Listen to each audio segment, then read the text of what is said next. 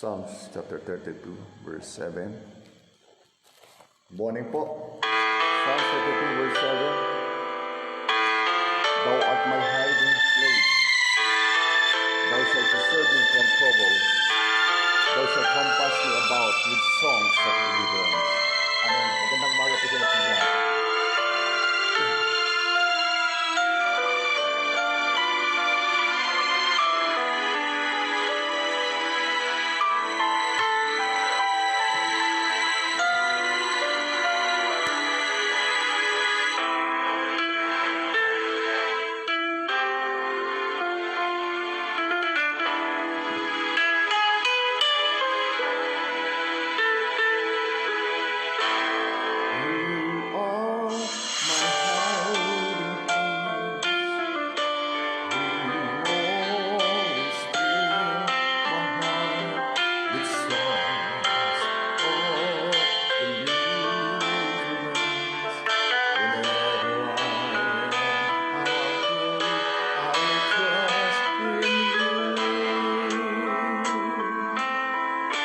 I will trust in you.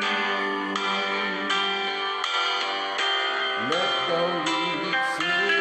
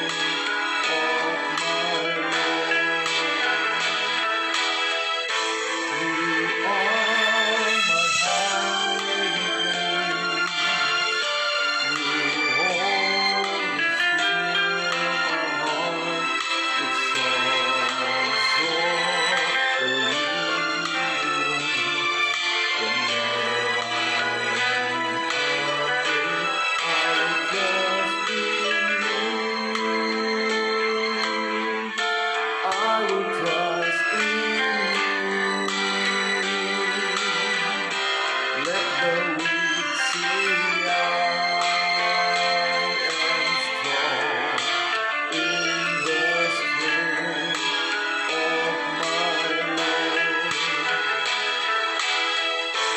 You are my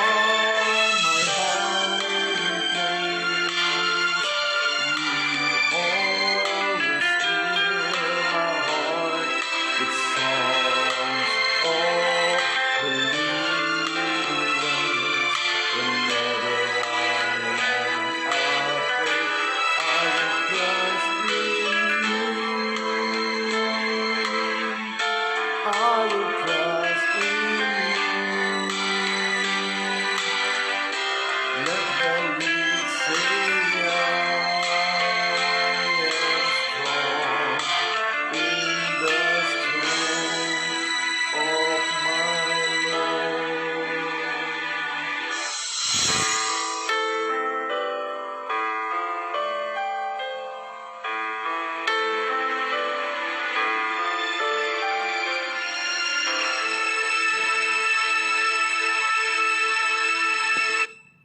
Muli po ay isang magandang umaga po. Salamat sa Panginoon sa biyaya ng buhay sa araw na ito. Purihin ang Panginoon. Tayo po'y manalangin. Marami pong salamat po, O Diyos, sa iyong mga salita. Thou art my hiding place. Thou shalt preserve me from trouble. Thou shalt compass me about with songs of deliverance. Marami pong salamat po, O Diyos. Meron kaming kublihan sa panahon ng may mga trouble. Salamat po sa bawat umaga. Binibigay niyo po kami ng panibagong araw, panibagong buhay sa bawat araw. Dalangin ko rin, O Diyos, salamat po sa tapang na ibinibigay niyo po, Panginoon, sa lakas ng loob na pinagkakaloob mo sa iyong mga anak. Bagamat marami pong mga hadlang na nagaganap bawat araw, pero salamat po sa pagtatagumpay na pinagkakaloob mo. Manguna ka po, Panginoon, ang iyong banal na Espiritu Santo, siyang kumilos po sa umagang ito. Dalangin ko po ang iyong mga salita ay maging kalakasan, kalakasan po sa bawat pinanghihinaan. At gayon din, Panginoon, ay dalangin ko, O Diyos, ang umagang ito ay mapapurihan ng iyong dakilang pangalan. Marami pong salamat. Itong aming dalangin sa pangalan ni Jesus. Amen. Uli po, isang magandang umaga po sa ating pong lahat. At napakabuti ng Diyos na tayo po ay nagagawa natin to. Yung ganito pong mga bagay. Ano po? So, biyaya ng Diyos. At ngayon pong umaga ay ating pong pag-aaralan fake or legit. Ano ho? Fake or legit. Ito pong mga nagdaan ay ang papel lang pong binibigyan ng travel pass ay yung may mga ID lang po na mayroon pong talagang legit. Pero napabalita na maraming nameke, marami pong namemeke ng mga travel pass, ano po, at napabalita po yun. At naaalala ko po yung bagay na yan. Kaya sabi ko nga ay, kaya sabi ko ang iaki pong isi-share sa inyo ay fake or legit. Fake versus legit. Halos po hindi naman po mahahalata po yung fake at saka yung legit, yung totoo. So, lalo po sa panahon ito, hindi natin malaman kung ano po yung totoo at kung ano na yung peke. Maging sa buhay ho ng mga nakakasama ho natin ay hindi natin malaman kung sino yung totoo o sino yung hindi totoo. So, mahirap po yun, mahirap. Ngayon po, maging ang diablo ay gusto niyang dayain talaga tayo. Yun ang trabaho niyan. Dayain ng lahat ng tao, magkagulo. Kung ano ba ang ating kahihinatnan dito. So, ngayon pong umaga ay hayaan niyo pong magbasa muna po ako ng salita ng Diyos dahil ang ating pong pag-aaralan ay masusumpong po sa Matthew chapter 4 verse 1 to 11. Matthew chapter 4 verse 1 to 11. Yan. At pinamagatan po natin itong fake or legit. Kahapon po ay yung tinatawag na yung pain, yung no pain, na para bang ito yung congenital, congenital. So, with anhidrosis. Magandang umaga po, Pastor Hill. Salamat po. Tayo po ay talagang araw-araw po na lang. Makapal naman yung Bible, marami tayong tuturo talaga. So, talagang wala ho tayong problema po rito. Yung aking, mga lesson ay dito lang po. Makapal to. Babasahin natin lang ito. Unti-unti natin, matatapusin natin. Brother Victor, magandang umaga sa iyo. Lacson family, mag-asawang Stanelia at Brother Jopper, magandang umaga po sa inyo. Salamat po at kayo po ay nakikinig ng salita ng Diyos sa umaga pong ito. Magandang simula ng araw na ang salita ng Diyos ang pinagbubulay-bulayan. Matthew chapter 4 verse 1 to 11. Then was Jesus led up of the Spirit into the wilderness to be tempted of the devil.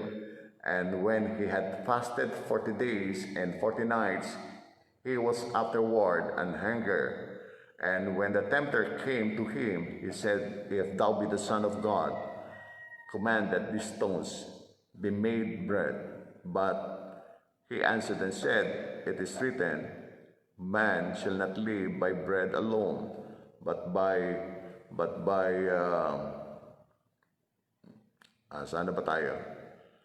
every word that proceedeth out of the mouth of God. Then the devil taketh him up into the holy city, and setteth him on a pinnacle of the temple, and said unto him, If thou be the Son of God, cast thyself down, for it is written, He shall give his angels charge concerning thee, and in their hands they shall bear thee up, lest at any time thou dust thy foot against a stone. Jesus said unto him, It is written again, Thou shalt not tempt the Lord thy God. Again the devil taketh him up into an exceeding high mountain, and showeth him all the kingdoms of the world, and the glory of them, and said unto him, All these things will I give thee, if thou wilt fall down and worship me. Then said Jesus unto him, Get thee hence, Satan, for it is written, Thou shalt worship the Lord thy God, and him only shalt thou serve. Then the devil left him, and behold, angels came and ministered unto him. Nako, ito na po yung fake or versus legit. Ano ha? Matthew chapter 4 sa Tagalog, pagkatapos si Jesus ay dinala ng Espiritu sa ilang upang tuksuhin ang dyablo, siya ay nag-ayuno sa loob ng 40 araw at 40 gabi, kaya't siya ay nagutom. Dumating ang dyablo at sinabi sa kanya, Kung ikaw ang anak ng Diyos, gawin mo ngang tinapay ang mga batong ito. Ngunit sumagot si Jesus, nasusulat, hindi lamang sa tinapay nabubuhay ang tao, kundi sa bawat salitang nagmumula sa bibig ng Diyos. Pagkatapos dinala siya ng dyablo sa Jerusalem, ang banal na lungsod, at pinatatayo sa taluktok ng templo. Sinabi nito sa kanya, Kung ikaw ang anak ng Diyos, magpatihulog ka, sapagkat nasusulat sa kanyang mga anghel, siya ikay tatagubilin, at sa kanyang mga kamay ikay aalalayan sa mga bato, ang paa mo'y hindi masasaktan. Ngunit sumagot si Jesus, nasusulat din naman, Huwag mong susubukin ang Panginoon mong Diyos.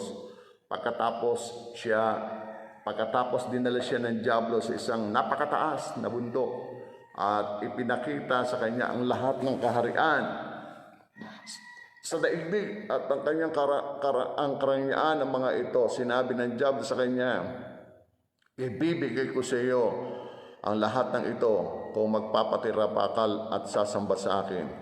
Kaya't sumagot si Jesus, Lumayas ka, Satanas, sapagkat nasusulat, ang Panginoon mong Diyos ang dapat mong sambahin, at siya lamang ang dapat mong paglingkuran. Pagkatapos iniwan na siya ng dyablo, dumating naman ang mga anghel, at siya'y pinaglingkuran nila. Nakambihira, napakaganda nito mga kapatid. Maganda po itong pag-aaralan natin dahil fake versus legit. Ano po ba ang gusto natin na i-entertainin sa buhay natin? Mga bagay na totoo o mga bagay na peke? Ayan, ano ho? Mga bagay na totoo o mga bagay na peke. So, kaya po sa umagang ito ay gusto ko pong ibahagi po itong bagay na ito. Ano ho? Itong fake or legit. So, yan po yan. Ano ho? At lalo na't naglaganap na po ngayon yung tinatawag na mga peke. Ano ho? At tayo mga Kristiyano dapat maging totoo tayo sa Panginoon, hindi peke. Dahil ang dinadaya lang natin walang iba kundi ang ating mga sarili. Ano ho? So kaya maging totoo tayo sa ating pong mga ginagawa para po sa Panginoon. Tatlong bagay po ang dapat po natin matutunan po sa umaga pong ito. Ano ho? So, yung una, yung time ng kanyang pagkatukso, yung time of temptation. Ito yung nangyari after ng kanyang baptism sa tubig at na siya mabautismuhan. Ano po? Tapos yung infilling of spirit ay dumating sa kanya. At tapos yung after ng 40 days fasting. After ng 40 days fasting. So, dumadating ko talaga yung mga panahon na kung saan ay yung panahon na ikaw ay naglilingkod sa Diyos, sumusunod sa Diyos, sumiseryoso ka sa Diyos, ay nako, tutuksoin ka. Wala namang mong magaganap sa mga mananampalatayang hindi lumalakad ng matuwid. Hindi naman po natatakot sa Diyos. Hindi nga natin malaman kung ito yung mga mananampalataya. Pero kung ikaw yung mananampalataya, lumalakad ka ng matuwid. Lumalakad ka ayon sa kagustuhan ng Diyos. Hindi sa sarili mong kagustuhan. Hindi sa sarili mong kagustuhan, kundi sa kalooban ng Diyos. Kaya ang Panginoon ay tinukso, tinukso siya ng dyablo. Yun yung mga pagkakataong ginaganap niya, yung kalooban ng Diyos ng Ama sa Langit. Kaya tayo mga Kristiyano, never immune to Satan's attack. Hindi ho tayo dapat maging immune sa atake ng dyablo. At kung ikaw ay inaatake ng dyablo, huwag ka naman pong bumigay ng gusto. Magtiwala ho tayo sa Panginoon. Magtiwala ho. Alam niya namang sinisira na ng dyablo, tumanggap ka sa Panginoon, pero hindi ka nagiging kagamit-gamit na sa gawain ng Diyos. Huwag ho kayong huwag ho kayong patangay. Hindi ho nyo naluluwalhati ang Diyos. Hindi nyo naluluwalhati ang Diyos kapag ganyan ang ginagawa ho natin, mga kapatid. Pinagsisikapan ho natin maging malapit po sa Panginoon. Ano ho? Yun yung nature. Kasi sisirain ng dyablo. Kasi ang dyablo na parito para to steal, to kill, and to destroy. Hindi ka magiging masaya. Okay? Hindi ka magiging masaya sa iyong buhay, Kristiyano. Kaya yun yung time. Pero wag ko kayong mag-alala, mga kapatid. Pinapakita ko sa ating pong pinag-aaralan ngayon, ang Panginoon nakaranas din po at pinapakita ko ano po ang dapat natin gawa. Pangalawa, ito na po yung nature ng temptation. Yung una, yung time ng temptation. Ito na po yung nature, yung likas po sa ano. Ano po ba ang trabaho ng dyablo? Ito po yung inaalok ko ng dyablo, lust of the flesh. Lust of the flesh. Ano yung pinapagawa sa kanya? Command the stone to be made bread. Inuutosan kung nagugutom ka, gawin mong tinapay yung bato. So, kasi 40 araw, could you imagine niya? 40 araw na hindi kumakain. Ano ba yan? Fake ba yung sinasabi ng dyablo o legit ba yung sinasabi niya? Legit ba? Totoo ba yung sinasabi niya? O peke yung sinasabi niya? Na ang kanyang suggestion, ang kanyang sinasabi ay inuutos niya na gawin mong tinapay ang bato. So, una, sabi niya ay kung titignan mo, parang pwede naman gawin. Di ba? Anong mali ron? Ito po ay paglabag sa kalooban ng Diyos. Ito po ay pag-abuso sa kapangyarihan ng Diyos kung gagawin nun ng ating Panginoon. Pero mga kapatid, yung lust of the flesh, wala hong pagsubok na dumating sa atin. Sabi ng Biblia sa 1 Corinthians 10:13, na yung mga temptation na yan, walang pagsubok o tukso na dumating sa atin na hindi natin makakaya. Binibigyan tayo ng Diyos ng sandata ng lakas para ito ay ating pong mapagtagumpayan. Ano po? So, huwag ko kayong patatangay. Huwag ko kayong patatangay sa mga nararamdaman ninyo. Nagugutom at kung ano man po yung nararanasan. Ano po? So, our escape is by rightly handling of the Word of God, yung Word of God. Kailangan hawakan natin itong sinasabi ng Diyos na salita niya. Ano po?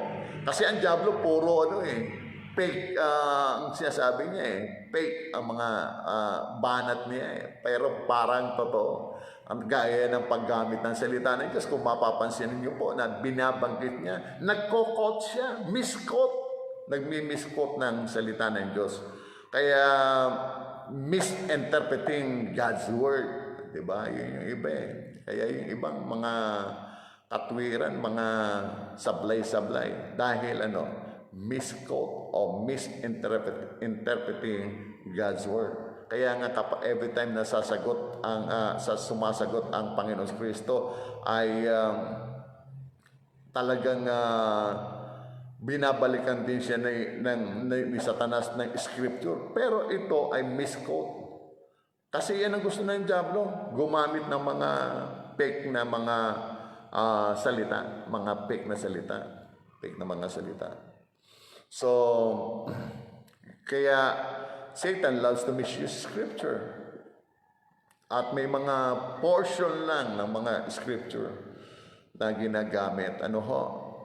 Kaya iwas tayo sa mga fake na mga sinasabi po. Tapos tayo mga Kristiyano, kapag hindi ka nagbasa ng Bible, tapos nakapakinig ka sa mga maling aral, lalo tigit sa kapanahunan ito, nako, madadaya ka. Tatanungin mo ngayon yung pastor mo, tatanungin mo ngayon kung ano ang ibig sabihin talaga noon. Tapos magtatanong ka, pero matibay na ang iyong pinanghahawakan. Buo na ang loob mo na, yun na ang panghahawakan mo. Dinadaya ka na. So, paulit-ulit na ang Panginoon ay sinasagot niya sa pamagitan ng kanyang salita. At yung mga sinasabi ng dyablo. Marami pong fake na ginagawa ang dyablo ngayon. Kasi naparito siya para dayain tayo. Para dayain. Kung tama yung ating pakipag-ugnayan sa Diyos, huwag po tayong patatangay na sa mga inuudyok ng dyablo. Ano po? So, another thing is yung result ng temptation. Dami pong ginagamit ang mga peke. Okay? Yung peke na sinasalita itong si Satanas. At pero ang naging resulta, dahil ang Panginoon ay puspos po siya after ng 40 days talagang ang Panginoon ay nasa sa kanya. Inutusan niya sa Satanas, lumayas ka Satanas. Lumayas ka Satanas. Lagi kong binabanggit sa inyo, mga kapatid sa Panginoon, na humingi tayo ng tulong sa Diyos na maglagay siya ng bantay sa isip natin. Maglagay siya ng security guard sa isipan natin na bawat papasok, yung mga hindi karapat-dapat na papasok ay huwag papasukin. Yon. Sa bibig natin, maglagay ho tayo ng tagapagbantay. Humingi tayo sa Diyos. Marami po siyang papadala para mabantayan pati salita natin. Pati yung nilalagay sa puso natin. Humingi ka sa Diyos ng tagapagbantay para ang laman ng isipan natin ay maging busilak sa harap ng Panginoon Diyos. Kaya nga, ano ba ang dapat na maging laman ng ating isipan? Filipos chapter 4. Filipos chapter 4. Malapit na tayo. Last na po ito Tapos tayo po yung mananalangin. At yung kay Pastor Sergio, malaki po ang ginagawa ng Panginoon. Yung kalooban ng Diyos ay hinihiling po natin na pangyarihin niya. Kaya nga, sabi ng Biblia, bilang pagtatapos mga kapatid, lagi niyong isa-isip ang mga bagay na karapat-dapat. Kapag alam niyong hindi maganda ang pumapasok sa isipan niyo, erase niyo sa pangalan ni Jesus, lumayas ka. Yung tagapagbantay ng isipan natin, okay? Yung anghel ng Diyos. Kapag hindi karapat-dapat, huwag nyo nang entertainin, okay? Sabi ng Bible ay doon sa verse na yon, sa verse 9, mga kapatid, lagi nyo isa-isip ang mga bagay na karapat-dapat at kapuri-puri, mga bagay na totoo, mga bagay na marangal, matuwid, malinis, kaibig-ibig at kagalang-galang. Isagawa ninyo ang lahat ng inyong natutunan, tinanggap, narinig at nakita sa akin. Sa gayon, sa inyo ang Diyos na nagbibigay ng kapayapaan. Mga minamahal na kapatid sa Panginoon, wag ho nating, kung alam nating peke, itapon dahil basura ang peke. Pero kapag legit at ito'y nasa salita ng Diyos, ipamuhay po natin, isagawa natin. Dahil yan ang mga bagay na kapuri-puri, marangal, matuwid, malinis, kaibig-ibig at kagalang-galang. Yan po ang mga bagay na dapat isagawa. At mga bagay na ating tinanggap at narinig at nakita natin mula sa Panginoon. So, magandang umaga po sa ating pong lahat. Muli po, isa pong paanyaya, mga kapatid, sa darating na linggo ay ating pong pagsamba muli sa Diyos. It is not a mass gathering, but it is a worship time. Alright, so ako ay nag-aanyaya, alas 6, agahan po ninyo, no? Para dito tayo magsama-sama ng breakfast. 6 to 7 ay breakfast po natin. Sunday, tama, Sunday, tapos na yung ating tinatawag na prayer breakfast. Ano po? Wednesday, prayer breakfast, 6 to 7 ay ating pong tinatawag na breakfast. Tapos 7 ay yung prayer time. Sa Sunday naman, ganoon din ang oras. Dito na ho kayo mag-almusal. 6 to 7 ay ating pong breakfast and then worship time, 7 to 9. So, sa atin naman pong mga kaibigan na mga nakikinig po ng salita ng Diyos, kung gusto niyo pong lumalim pa, matuto po ng salita ng Diyos, ay tawag lang po kayo, magsabi lang po kayo kung gusto niyo po ng mga Bible study. Ano po, kami po ay willing na puntahan kayo. Sa inyo mga kapatid, magsabi po kayo ng oras para yung mga kapitbahay ninyo, mga kaibigan niyo po ay ma-Bible study po natin at makarinig sila ng magandang balita.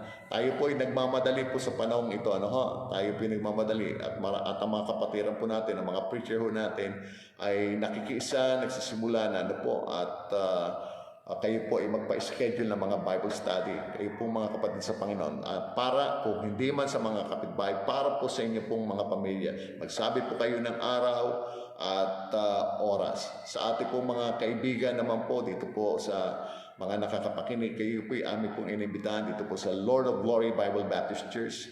Ito po ay nasa lugar ng Heart Foundation, Punta Uno, Phase 1. Okay? Phase 1. At tuwing araw po ng linggo, ito po ay maaga po na ginagawa po yung panambahan. Alas 6 po ang simula at kayo po ay maki-almusal dito sa amin. At wala ko kayong aalalahanin. Unlimited coffee and unlimited pandesal. Hindi po, kahit na marami po tayong inihahanda ho rito para ating po mapagsasaluhan. So sa aming mga kaibigan, mahal ka ng Diyos. Huwag ko kayong padadaya sa gawa ng kaaway. Ito lang ang tanong, kung ikaw ay mamamatay at hindi mo alam kung saan tutungo ang iyong kaluluwa, ang nais ng Diyos ay maligtas ka. Ano yung pastor? Maagaw ka sa kapahamakan sa impyerno kasi po ang reliyon po ay hindi nakakapagligtas. At kung yung tanong na kung mamamatay ka, hindi mo alam kung saan pupunta yung kaluluwa, kinabahan ka at hindi mo alam talaga kung saan patutungo, sa kabila na meron kang kinaanibang reliyon, wala kang kasagutan, wala kang patutunguhan, ang Bible po maliwanag po na nagtuturo po kung paano. Hindi po reliyon, hindi po mabuting gawa at kung ano pang mga kaparaan ng pangreliyon o ritual na yung gagawin, kundi yung ginawa ng ating Panginoon Kristo ang siya pong magdadala sa iyo doon sa buhay na walang hanggan. Kaya sabi ng Bible, gayon na lamang ang pag-ibig ng Diyos sa sanlibutan, ibinigay niya ang kanyang bugtong na anak upang sino mang sa kanya sumampalataya ay hindi mapahamak, kundi magkaroon ng buhay na walang hanggan. Kaibigan, mahal ka ng Panginoong Hesus, pinadala niya ang kanyang bugtong na anak upang mamatay para sa ating mga kasalanan dahil tayo po ay makasalanan. Tayo po ay makasalanan. Ang kailangan mo ay pagsisisi at pagpapakumbaba na magpapasako ka sa Diyos. At aminin mo dahil yan ang kalagayan mo, ikaw ay makasalanan. Ikaw ay pupunta sa impyerno. Kahit na gaano kang katagal o kahit sa iyong kinamulatang reliyon, at wala ka namang katiyakan ng kaligtasan, panahon na para tanggapin mo si Kristo bilang Panginoon at tagapagligtas. Kung siya hindi pa Panginoon at tagapagligtas sa buhay mo, tanggapin mo siya bilang Panginoon at tagapagligtas. Ang dapat mo lang gawin ay manalangin ka ng pagtanggap sa Panginoon. Gawin mo ito ng buong kababaan. Gawin natin itong panalangin ito at sumabay ka sa aking panalangin. Panginoong Jesus, inaamin ko ako yung makasalanan. Patawarin niyo po ako sa aking po mga kasalanan na nagawa laban sa iyo. At sa oras nito, Panginoon, marami pong salamat. Ikaw ang namatay para sa aking kasalanan. Tinatanggap kita bilang aking Panginoon at tagapagligtas. At ito ang aking dalangin sa pangalan ni Jesus. Amen. Kung ginagawa mo yung pagtanggap sa Panginoon, mga kapatid, mga mahal sa buhay, at mga kaibigan, sabi ng Panginoon, ang sumasampalataya ay may buhay na walang hanggan. Ganun lang po. Madali sa bahagi natin, mahirap sa bahagi ng Diyos. Dahil siya yung naghirap, tayo tatanggapin natin yung regalo ng Diyos na si Kristo, na siya nagbayad ng ating kasalanan. Siya ang buhay, siya ang daan, ang buhay at ang katotohanan. Walang paroroon sa langit kundi sa pamagitan niya. Isang magandang umaga po sa ating lahat. Good morning po everyone. God bless.